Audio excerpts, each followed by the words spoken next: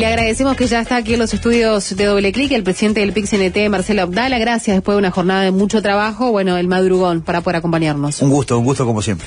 Bien, Abdala, estaba escuchando las declaraciones del presidente de la República, que hizo algunas puntualizaciones y bien dijo que en general debía analizar un poco más en profundidad los planteos. Consultado sobre esta posibilidad de un nuevo tributo a las empresas para todo lo que tiene que ver con la seguridad social. Orsi fue muy claro, ¿no? Dijo que no se resisten más impuestos. ¿Usted qué opina? Bueno, en realidad el planteo nuestro vinculado a encontrar fórmulas de acuerdo en el diálogo social para la seguridad social es encontrar mecanismos nuevos de financiación de la seguridad social.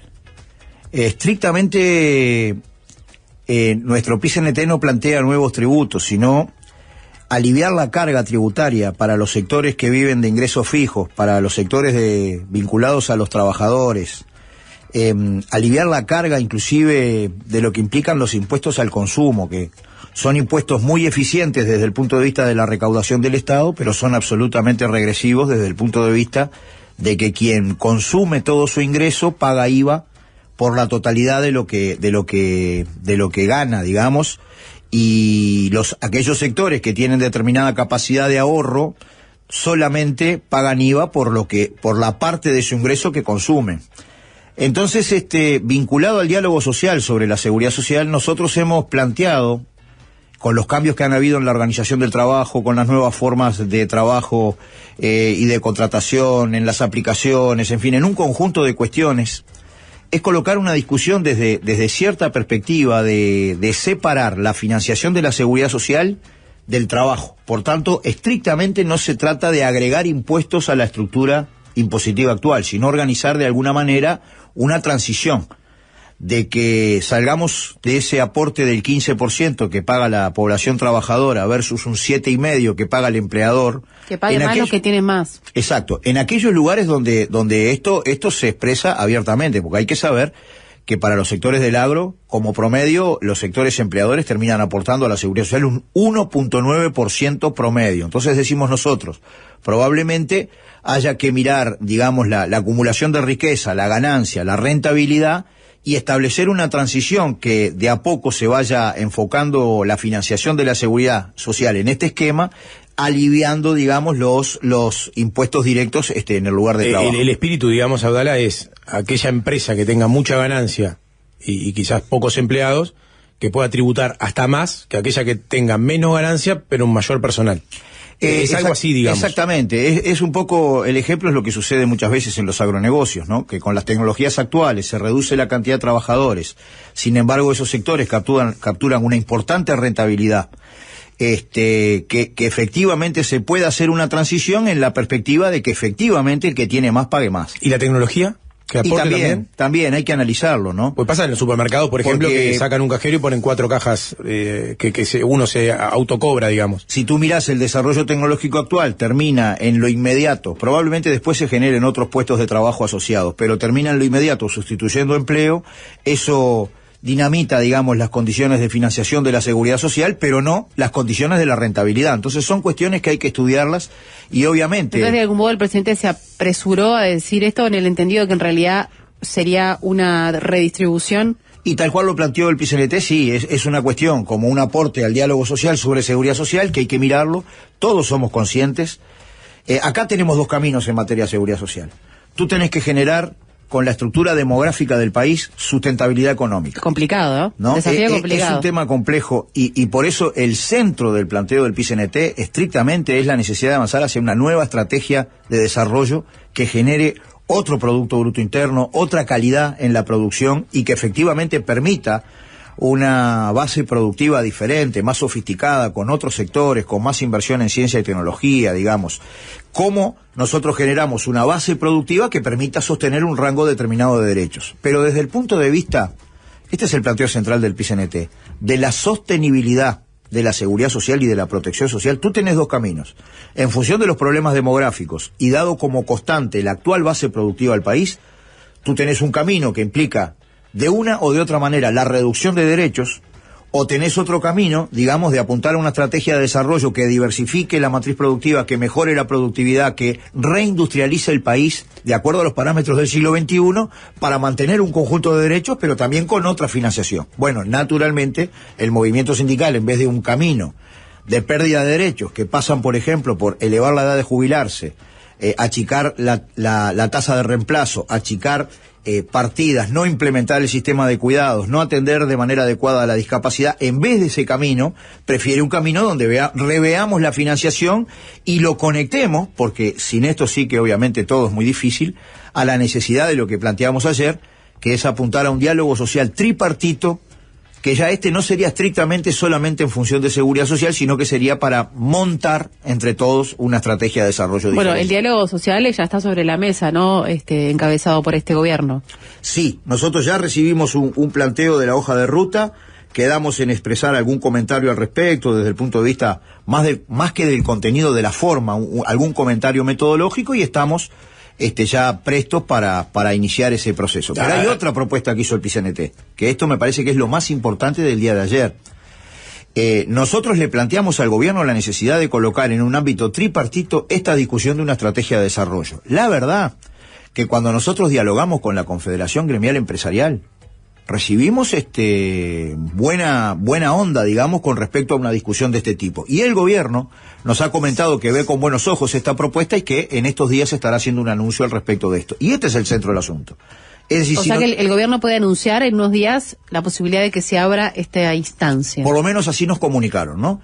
Es decir, que en definitiva ellos ven bien que se junte con todo el apoyo técnico necesario, con los ministerios, encabezado probablemente también por OPP, pero con los ministerios que estén asociados, con participación del sector empleador, con participación nuestra, bueno, a ver cómo agarramos el toro por las astas desde el punto de vista de qué política industrial tenemos que desarrollar, de qué manera mejorar la innovación tecnológica, la inversión en ciencia y tecnología, de qué manera, digamos, mejorar la inversión pública y privada, qué rol van a cumplir las empresas del Estado, de qué manera mejoramos la inversión en ciencia y tecnología, de qué manera desarrollamos compras públicas para armar proveedores nacionales que reindustrialicen el país en lo que atañe a las compras del Estado, de qué manera tenemos además una línea de inserción internacional, que esto sería todo un capítulo para conversar, que permita la integración productiva del Mercosur. Nosotros estamos en un momento hoy de enormes contradicciones a nivel global. Hay una guerra comercial y lamentablemente no solamente comercial. Cuando se desarrollan en el mundo estas dificultades, ¿quién podría decir hace 20 años que Estados Unidos iba a plantear subir todos los aranceles de sus importaciones para que la gente produzca en su propio país? Y esta disputa que hay entre China y Estados Unidos, capaz que hace 20 años nadie podía establecer a ciencia cierta que esto le iba a estar pasando. Esto es un escenario, digamos, conmovido, pero también abre una ventana de oportunidad para que nuestro país pueda pensar en otros términos su estrategia de desarrollo. Ahora, se van a sentar a dialogar con los empresarios, hay buena predisposición. Sin embargo, hay veces que el PIT-CNT plantea cosas y los empresarios ya ponen una barrera. Sucede con la reducción de la semana laboral, ¿no? De llevarla de 44 a 40 horas.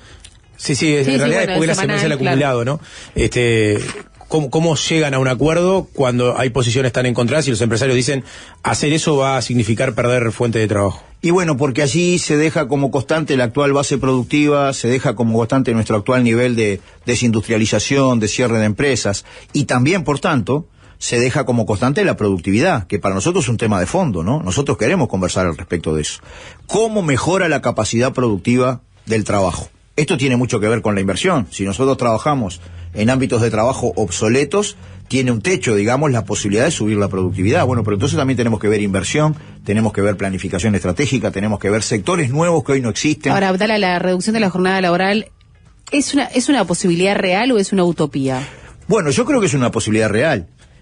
Yo no me asombro cuando surgen divergencias en función de los distintos intereses, las distintas, digamos, plataformas que defiende cada sector. Para mí eso no obstaculiza. Si de 10 puntos que tiene cada parte nosotros nos ponemos en 4 puntos de acuerdo, bueno, es absolutamente positivo. Probablemente tengamos otros elementos en donde no nos podamos poner de acuerdo, pero yo creo que si tú mirás que la ley de limitación del tiempo de trabajo en Uruguay, tanto de la jornada laboral, hoy de 8 horas como máximo, que recién para los asalariados rurales se empezó a concretar en el 2009, como de las 48 horas semanales fue resuelta en 1915, Vaya si ha aumentado la productividad, si ha cambiado la tecnología o ha cambiado la organización del trabajo como para decir, bueno, de repente estamos en tiempo, digamos, de apuntar a un límite máximo de la duración del tiempo de trabajo en la semana de 40 horas semanales con pago de 48. Se dice, bueno, pero esto tiene que estar asociado a la productividad. Y nosotros decimos, bueno, pero ¿cuánto cambió hasta ahora? Y en segundo lugar decimos, igual, no tenemos inconveniente en conversarlo, ¿no? Porque en realidad el problema que hemos tenido nosotros es que siempre que queremos conversar de estas cosas aparece un problema en torno al acceso a la información, digamos, y no somos nosotros los que ponemos obstáculos en hablar frontalmente, digamos, para una cuestión que no es un aumento del destajo o un aumento de la intensidad de trabajo, sino que es efectivamente y de manera genuina un cambio en la capacidad productiva del trabajo. Ayer terminó el discurso, los discursos del acto en general, y Delgado dijo que no hubo reclamos al gobierno que había como una coincidencia ideológica, no hubo críticas. ¿Qué opina al respecto? Bueno, a mí me llamó mucho la atención, porque creo que a esta altura, si hay algo que no se puede establecer con sensatez, es que el movimiento sindical no adopte sus decisiones en función de la independencia de clase y de la autonomía con que toma sus definiciones. Basta mirar el último gran emprendimiento que abordó el PCNT, que fue el plebiscito para instalar en la Constitución 3 puntos, 3 medidas cautelares en materia de seguridad. Es notorio que la fuerza política del gobierno dejó en libertad de acción, pero además parece que no escuchó el planteo. Nosotros hicimos una propuesta al Poder Ejecutivo de que consideremos a la situación de la pobreza infantil como una emergencia nacional, y habida cuenta de que el 1% más rico, que son algunas miles de familias, ¿no? El 1% más rico de la sociedad recibe el 50% de los ingresos del resto de la población. Establecer un tributo, no es un impuesto estrictamente, es un tributo porque tiene destino específico, un tributo que permita abatir la pobreza infantil en todo el país. Yo creo que es una iniciativa perfectamente estudiable, y bueno, desde la perspectiva de Delgado, no se puede sostener con sensatez que el movimiento sindical no tenga su propia agenda y sus propios planteos. Lo que dice, me parece, es que el tono y el nivel de cuestionamiento no es el mismo que se ha tenido los últimos años, ¿no? Sin ir más lejos, si uno escuchaba ayer, había muchos cuestionamientos al gobierno saliente con críticas muy duras. Así con el gobierno actual. Lo que pasa es que el gobierno actual tiene recién 60 días de asumido, digamos, está estableciendo... ¿Se mide con la misma vara, Abdala? Y nosotros somos absolutamente, digamos, equitativos desde el punto de vista de cómo medimos las políticas públicas, también en función de cuáles son las propuestas que desarrollamos, ¿no? Es decir, me parece que no es sostenible en la vida un planteo de ese tipo cuando el movimiento sindical a lo largo de su historia ha tenido un comportamiento absolutamente legítimo desde el punto de vista de organización social independiente y autónoma, que está avalado por la vida, no es un problema de qué tono se le da a tal o cual discurso. Ahora, sino por las una de acciones, las críticas, ¿no?, que se le hace a este gobierno, al frente de Yamandu Orsi, es que faltan propuestas, que no pasan cosas, ¿no? Que falta un encare. A la central sindical, ¿qué piensa sobre eso? Y que tiene que instalarse inmediatamente, digamos, el diálogo social en materia de seguridad social, que efectivamente está bueno poder ir a un diálogo hacia una estrategia nacional de desarrollo. Pero faltan propuestas. ¿Usted comparte eso o no? Nosotros quisiéramos ver en concreto, porque esto es un problema concreto, qué es lo que sucede con el presupuesto nacional. Nosotros le pedimos al gobierno que no nos queríamos enterar del presupuesto nacional 2 días antes de que lo manden al Parlamento, sino que podíamos tener, con lo que establece la ley de negociación colectiva, los elementos para conversar al respecto de eso. Y el otro tema que es absolutamente fundamental, que tiene que concretarse ahora, en ese sentido nosotros sí estamos de acuerdo con que tiene que aparecer rasgos concretos de cuáles son las políticas públicas que se van a estar desarrollando, por ejemplo, cuáles habrán de ser los criterios del Poder Ejecutivo para los consejos de salario, que me imagino yo en el mes de junio, ahora nomás dentro de un mes, ya tiene que estar en movimiento. O sea que coincide en cierta forma de que falta un poco de información y de medidas concretas. Sería interesante desde la perspectiva del movimiento sindical que las propuestas que nosotros hemos hecho, como dijo bien el presidente de la República, que ojo, a nosotros nos congraciamos de la importante presencia de autoridades que hubo ayer en el 1 de mayo y también de miembros de la oposición. Me parece que está muy bueno que el movimiento sindical, que demuestra su gravitación, su influencia, cuando hace su acto central en el año, esté tan rodeado, digamos, de gentes diferentes, ¿no? Lo que sí se necesitaría, me parece a mí, es alguna forma, digamos, de tener respuestas concretas a un conjunto de propuestas que nosotros venimos haciendo que no son para considerarlas en términos generales. Le agradecemos muchísimo estos minutos con Doble Clic. Muchísimas gracias. Bueno, un gusto como siempre. Buena jornada. Un placer. Conducción: Lucía Brocal, Nico Vigliola. Doble Clic. Nico Vigliola. Doble Clic. Nico Vigliola.